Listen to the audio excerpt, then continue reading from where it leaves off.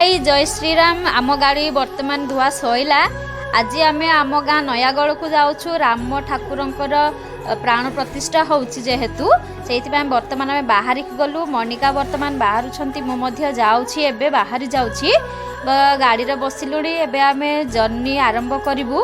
Journey आरंभ करके आम ये पहुँचलुणी बिला छक ठेकी।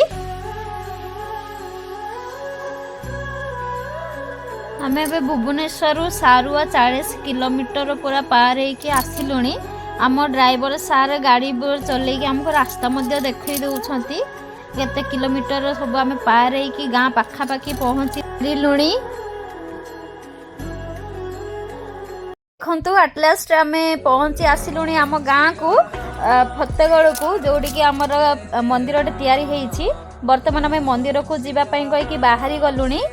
बहुत दूर रास्ता टीए देखु लोक मैंने केते गहड़ी होउछंती से मंदिर को जीवाई कही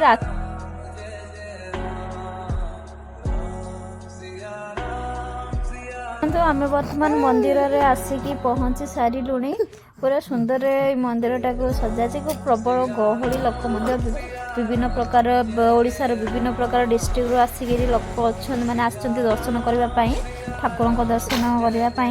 फूलरे सजा होती केते सुंदर मंदिर टे बहुत सुंदर देखा देखु पहाड़ ऊपर पूरा कुहुड़ी पड़ी। कुहुड़ी रे पूरा लोक संख्या भी बहुत देखा। प्राण प्रतिष्ठा सहित भक्त मानक किसी सुविधा रही से मंदिर उपरे जेपरिक खाइबा सुविधा कि पानी हो जे कौन भी सुविधा सब थिला।